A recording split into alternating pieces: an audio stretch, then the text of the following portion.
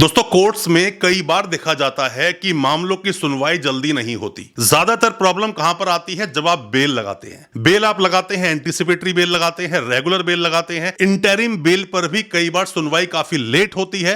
तब तक मामला बहुत ज्यादा बिगड़ जाता है। आप अपने मामले की जल्दी सुनवाई कैसे करवाएंगे? क्या है वो तरीका? और साथ में ही अगर मामला जल्दी सुनवाई पर नहीं आ रहा है तो भी क्या रेमेडीज आप ले सकते हैं? उन सब के बारे में आज हम डिस्कस करेंगे अपने इस वीडियो में। अपने केस की आप जल्दी सुनवाई दोस्तों कैसे करवाएंगे, इस सब को जानने के लिए बने रहिए हमारे इस वीडियो के साथ। दोस्तों होता क्या है कि जब भी आप किसी भी केस को कोर्ट में लेकर जाते हैं, ज्यादातर प्रॉब्लम्स कब आती है? जब आप बेल लगाते हैं। बेल लगाने में बहुत सारी प्रॉब्लम्स हैं। आपने इंटरिम बेल लगाई या कोई भी आप ऐसा ऑर्डर चाहते हैं जिससे आपको सहूलियत मिल सके, आप कोई भी इस तरह का रिलीफ लेना चाहते हैं, कोई भी ऑर्डर लेना चाहते हैं जिससे आपको रिलीफ मिल सके, या फिर आप गए हैं एंटीसिपेटरी बेल लगाने या गए हैं इंटरिम बेल लगाने के लिए, चाहे वो रेगुलर बेल ही क्यों ना हो। कई बार मामले लंबे लंबे चलते जाते हैं, वहां पर जल्दी सुनवाई नहीं होती। ज्यादातर प्रॉब्लम होती है हाई कोर्ट में। और मैं आपको बता दूं, आप में से कोई भी नए वकील साहब है, कोई भी लॉ स्टूडेंट है, कोई भी कानूनी जानकारी ले रहा है, या फिर आपका कोई सगा संबंधी जानकार अगर जेल में है, या फिर आपका कोई भी सगा संबंधी जानकार अभी वो बेल लगा रहा है हाई कोर्ट में या किसी भी कोर्ट में, जल्दी सुनवाई कराने का एक बहुत आसान तरीका दोस्तों वैसे तो होता है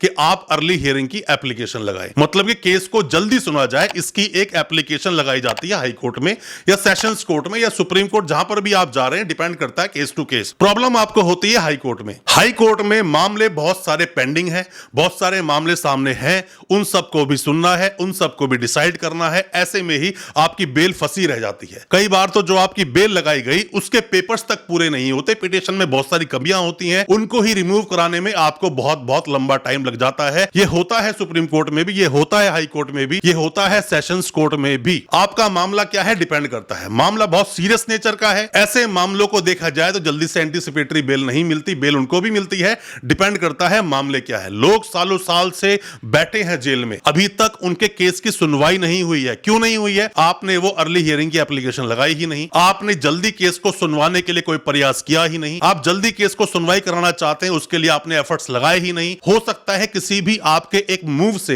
वो जल्दी सुनवाई हो जाए कोर्ट में, आपको करना चाहिए। दोस्तों आप गए हैं एंटीसिपेटरी बेल लेने के लिए तो आपके लिए बहुत ज्यादा समस्या है। क्यों? आपको पुलिस से भागना पड़ रहा है। क्यों? पुलिस से आपको छुपना पड़ रहा है। क्यों? पुलिस आपको अरेस्ट कर सकती है। आप चाहते हैं कोई भी किसी भी तरह का रिलीफ मुझे हाई कोर्ट से या किसी भी कोर्ट से जल्द मिल जाए और आपकी सुनवाई नहीं हो रही है। वो इसीलिए नहीं हो पा रही है कि आप कोई एप्लीकेशन मूव नहीं कर पा रहे हैं। और ऐसे में ही क्या देखा गया, कई बार एंटीसिपेटरी बेल लगाई होती है, लगाने की सुनवाई हो नहीं पा रही है, इतने में ही पुलिस आपको अरेस्ट कर लेती है। अरेस्ट करके आपको जेल भेज देती है। फिर आप आते हो रेगुलर बेल पर और ये एंटीसिपेटरी बेल को आपको विड्रॉ करना पड़ता है। सेशंस कोर्ट में जल्दी सुनवाई हो जाती है। यहां पर भी किसी भी मामले की जल्दी सुनवाई कराना चाहते हो, अर्ली हियरिंग एप्लीकेशन लगा दो। चाहे आपका कोई भी वो जो जानकार है वो जेल में हो, चाहे वो बाहर हो, एंटीसिपेटरी बेल हो चाहे रेगुलर बेल हो। रेगुलर बेल लगाने गए हो 439 सीआरपीसी में आप लगाओगे 439 ऑफ सीआरपीसी में। आप अगर गए हो किसी भी एंटीसिपेटरी बेल में 438 ऑफ सीआरपीसी में वो बेल लगती है। तो डिपेंड करता है कि किस केस में आप गए हो। इंटरिम बेल में भी बहुत बार बहुत लंबा लंबा समय लग जाता है। प्रॉब्लम होती है, लोगों की डेथ हो जाती है अगर किसी भी मेडिकल ग्राउंड पे गए हो। आप इंटरिम बेल पर यह जरूर देख ले किस ग्राउंड पे जा रहे हो। आप छोटे मोटे मामलों पर जा रहे हो कि मुझे एक छोटा मोटा ऑपरेशन करवाना है, मैं जेल में बंद हूं, मुझे ऑपरेशन कराने के लिए मुझे इंटरिम बेल दे दी जाए दोस्तों, तो वहां पर जज साहब क्या ऑर्डर करते हैं कि आपको कस्टोडियल ट्रीटमेंट की ऑर्डर मिल जाएगा आपको, कि मतलब कि आप पुलिस की कस्टडी में ही रहोगे, उस कस्टडी में ही आपका ट्रीटमेंट होगा, उस कस्टडी में ही आपको किसी भी हॉस्पिटल में भर्ती करा दिया जाएगा। आपकी वाइफ बीमार है, वाइफ को बहुत क्रिटिकल प्रॉब्लम है, ऐसे में इंटरिम बेल बहुत जल्दी मिलती है। आपका बच्चा बहुत सीरियस है, बच्चे को प्रॉब्लम है, बच्चे का ऑपरेशन होना है, कुछ भी होना है, ऐसे में आपको इंटरिम बेल बहुत जल्दी मिलती है। किसी की डेथ हो गई है, डेथ पर भी इंटरिम बेल बहुत जल्दी मिलती है। दोस्तों ये चैप्टर बहुत लंबा है, अगर हम इस पर बोलने की बात करें बहुत समय तक बोला जा सकता है, बट हमें वीडियोस थोड़ी छोटी बनानी होती हैं ताकि वीडियोस को आप देख सकें, समझ सकें। अगर आप कोई भी नए वकील साहब हैं तो आपको जरूरी है ये जानना कि बेसिक स्टेप्स क्या होते हैं। दोस्तों आप किताबें जब पढ़कर आते हो ना तो किताबों में बहुत कुछ लिखा है, बट उनमें से कई चीजें कोर्ट में नहीं होती हैं। तो उन चीजों के लिए आपको प्रैक्टिकली नॉलेज लेना बहुत जरूरी है, और वो प्रैक्टिकल नॉलेज हम इस प्लेटफॉर्म पर आपको देते हैं, आप तक पूरी इंफॉर्मेशन पहुंचाते हैं। आप में से कोई भी ऑनलाइन कंसल्टेंसी लेना चाहता है, ऑनलाइन बुक कर सकता है, ऑनलाइन कंसल्टेंसी ले लीजिए। हो सकता है होता है कि आपके किसी भी केस में हम आपको ऐसी एडवाइस कर सके जिससे आप इजिली निकल सकते हैं, या फिर आप कोई भी सलाह लेना चाहते हैं, कमेंट बॉक्स में सवाल पूछे, हम आपको उसका रिप्लाई करेंगे। आपका कोई मामला ऐसा है पेचीदा फंसा हुआ है तो भी हम आपकी उसमें हेल्प कर सकते हैं,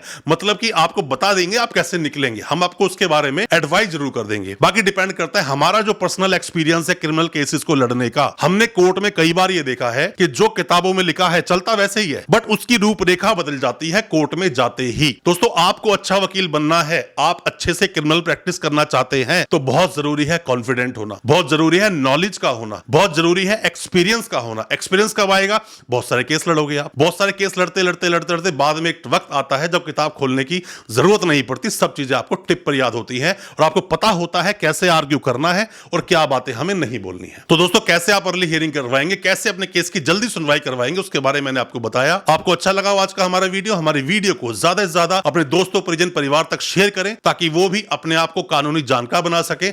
हमारे चैनल को सब्सक्राइब करना बिल्कुल ना भूलें, साथ में लगा बेल आइकन जरूर दबा दें ताकि इसी तरह की लीगल अवेयरनेस की वीडियोस आप तक पहुंच सके सबसे पहले। बहुत बहुत शुक्रिया दोस्त, धन्यवाद हमारे इस वीडियो के साथ बने रहने के लिए।